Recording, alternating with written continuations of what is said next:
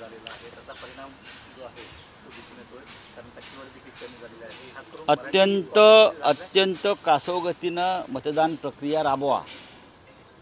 विशेषतः जिथे महाविकास आघाडीची सरशी होऊ शकते असे बूथ, असे विधानसभा क्षेत्र, असे लोकसभा मतदारसंघ, अशा ठिकाणी जास्तीत जास्त गोंधळ निर्माण होईल यंत्रणेत आणि मतदार कंटाळतील, रांगेतून निघून जातील. अशा पद्धतीनं एक स्ट्रॅटेजी राबवली का काल, अशी शंका वाटावी असं चित्र आम्ही काल पाहिलं. मला इथे प्रांतीय किंवा जातीयवाद करायचा नाही, पण जेथे जेथे शिवसेनेला भरघोस मतदान होऊ शकेल किंवा विकास आघाडीच्या उमेदवारांना भरघोस मतदान होऊ शकेल तेथेच अशा प्रकारे कासवगतीनं यंत्रणा चालवली. आणि भारतीय जनता पक्ष किंवा त्यांच्या इतर लोकांना जिथे मतदानाचा टक्का वाढू शकेल तिथे अत्यंत व्यवस्थित वेगात कोणत्याही तक्रारीशिवाय मतदान घडवण्यात आलं. EVM हॅक करता आले नाहीत, आम्ही जागरूक होतो. पैसे वाटप आम्ही पकडलं तरी पैसे वाटले, ठीक आहे, मग काय करायचं? मग अशा पद्धतीनं यंत्रणा ढिली करायची, लोकांचा छळ करायचा मतदारांचा. 4-4 तास रांगेत मतदार. तुम्ही डिजिटल इंडिया आहे ना, ही डिजिटल इंडिया आहे, EVM आहे ना. बॅलेट पेपर का ठीक, बॅलेट पेपरचं ठीक आहे हो. याचा अर्थ मोदींचं डिजिटल इंडियासुद्धा फेल केलं, फेल करण्यात आलं. या पद्धतीनं निवडणुका जिंकण्यासाठी शेवटपर्यंत अशा पद्धतीनं प्रयत्न केला असला तरी मतदारांवर कोणताही परिणाम झाला नाही. आम्ही शेवटपर्यंत मतदारांना आव्हान केलं की आपण रांग सोडू नका, 100 मीटरच्या आत जाऊन मतदानाची तुम्ही यंत्रणेसमोर उभे राहा आणि मतदान करा. पहाट झाली तरी चालेल. त्याच्यामुळे अनेक ठिकाणी रात्री 11पर्यंत मतदान करू शकले, पण अनेकांना मतदानाचा हक्क बजावता आला नाही. हे दुर्दैवानं या लोकशाहीमध्ये घडलं.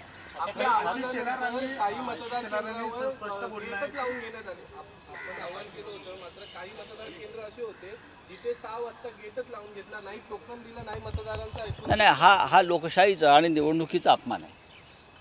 म्हणून तर आम्ही काल माननीय उद्धव ठाकरे आणि मी त्यांच्यावर स्वतः आदित्य ठाकरेजी आम्ही अनेक ठिकाणी जाऊन आलो, पाहून आलो हे चित्र काय आहे ते. आणि साधारण महाराष्ट्रातल्या 13च्या 13 लोकसभा मतदारसंघात अशा पद्धतीनं यंत्रणा बिघडवण्यात आली, राबवण्यात आली नाही, बिघडवण्यात आली.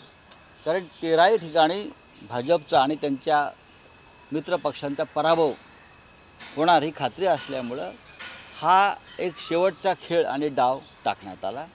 पण मला खात्री आहे तरीही इंडियात जिंकणार. नाही, तुझा काय प्रश्न अर्धवळ? नक्की चुनाव आयोग, निवडणूक आयोगाला आणि यंत्रणेला हाताशी धरून. निवडणूक आयोग जरी स्वतःला स्वतंत्र वगैरे मानत असला तरी निवडणूक आयोगाची यंत्रणा ही सरकारीच असते, ती सरकारीच आहे ना. त्याच्यामुळे कशा प्रकारे काय करायचं आणि करप्ट करायची यंत्रणा, भ्रष्ट करायची यंत्रणा, याच्यामध्ये भारतीय जनता पक्ष, मिंदे गट हा माहीर आहे. अजित पवार माहीर आहेत. जे मतदारांना पैसे वाटू शकतात ती यंत्रणाही भ्रष्ट करू शकतात. सर, हिंदी में बताइए, कल तमाम ठाणे आणि कल्याणमध्ये सगळ्यात कमी मतदान झालेले, जेणेकरून तो शिवसेनेचा बालेकिल्ला हा सुद्धा एक डाव होता. अनेक ठिकाणी जिथे ठाणे आणि कल्याणमध्ये जिथे आमच्या मशालीच्या बाबतीमध्ये मोठ्या प्रमाणात मतदान होण्याची शक्यता होती, अर्थात ते झालं आहे, जे झालं आहे तिथे यंत्रणा अत्यंत बिघडवून ठेवण्यात आली. म्हणजे एका मतदाराला मतदान करण्यासाठी 9 ते 10 मिनटं लागतात. हे आम्ही प्रथम पाहिलं. 10 मिनटं. मुंबऱ्यातल्या एका मतदारसंघामध्ये एका तासामध्ये 11च मतदारांनी मतदान टाकलं. एका तासात 11 हे ठरवून आणि मतदान प्रक्रियेमध्ये हस्तक्षेप करण्याचं काम सातत्यानं भारतीय जनता पक्ष आणि मिंदे गटाचे लोक करत होते. ही त्यांच्या मनामध्ये भीती होती हरण्याची भीती आहे, पराभवाची भीती आहे, ही आम्ही निवडणूक आयोगाच्या निदर्शनास ही बाब आणली आहे. पत्रकार परिषद घेऊन लोकांचा संभ्रम निर्माण अजिबात संभ्रम निर्माण केला नाही. आशिष शेलारांनी निवडणूक आयोग मतदारांना रोज 10 मेसेज पाठवते ना, मतदान करा, मतदान करा. मग नेत्यांनी मतदारांना मतदान करा असं सांगणं हा संभ्रम निर्माण करण्याचा प्रयत्न असेल तर तुम्ही ज्यांचं नाव घेताय त्यांनी राज्यघटना, आचारसंहिता निवडणुकीची पुन्हा एकदा वाचली पाहिजे. सर हिंदी में आप बता दीजिए सर. आशिष शेलार यांनी तक्रार केली. आशिष शेलार कोणी करू द्या तक्रार. मोदी तक्रार करू शकतात आणि अमित शाही तक्रार करू शकतात.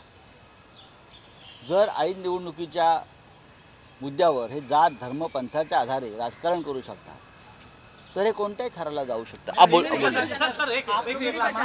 सर पुण्यात एक अपघात घडला.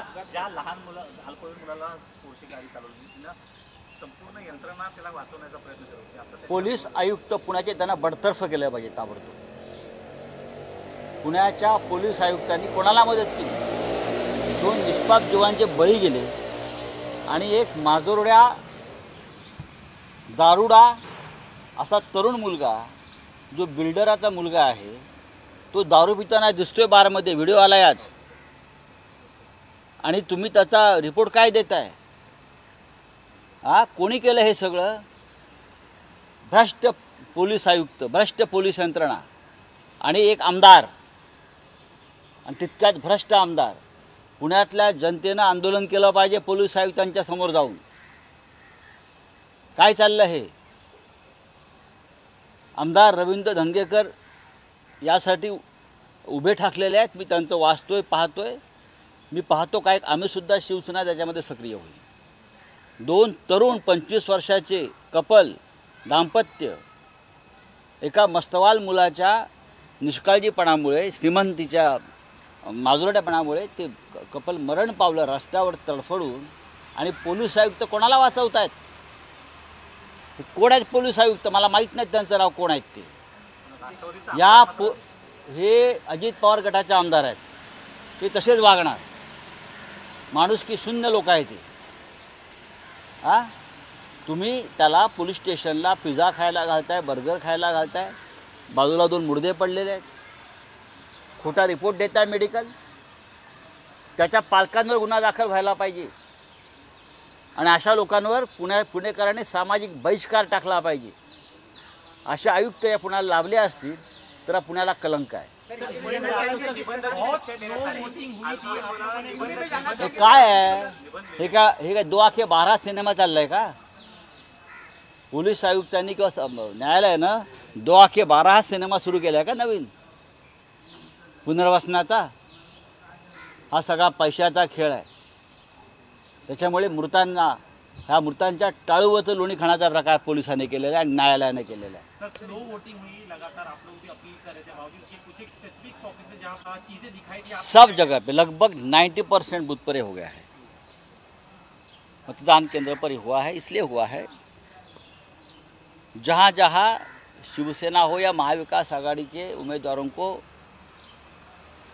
अच्छी मताधिक्य मिलने की संभावना थी, वहाँ हर जगह पर बहुत ही ढिलाई से यंत्रणा को काम करने दिया. एक मतदान केंद्र पर 1 घंटे में 8 या 10 वोट पड़े. ये जानबूझकर किया क्योंकि लोगों को वहाँ बहुत ही बस हो गया. 3-3 घंटा 4-4 घंटा धूप में खड़े रहे. कभी मशीनें बंद पड़ती है, कभी लाइट जाती है. ये जानबूझकर किया है क्योंकि महाविकास आघाड़ी के पलड़े में ज़्यादा वोट न गिरे और जहाँ उनके लोग हैं वहाँ ठीक से चल रहा था सब. मुझे मालूम है, मैं किसी जात या प्रांत की हिसाब से नाम नहीं लूँगा, लेकिन मराठी लोगों को और जो लोग महाविकास आघाड़ी को वोट डालना चाहते थे उस एरिया में ये सब गड़बड़ी हो गई है और कर ली है. बहुत ही धीमी गति से यंत्रणा चलाई गई और ये सब एक स्ट्रेटजी थी. Thank you. ये चुनाव आयोग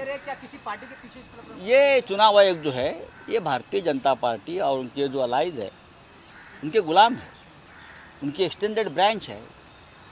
तो यंत्रणा उनके हाथ में थी. देखिए हमें परवाह नहीं, फिर भी हम जीत रहे। सर भगवान जगन्नाथ मोदी भक्त इस तरह का बयान संबित पात्रा ने दिया है सर। पागल है वो आदमी।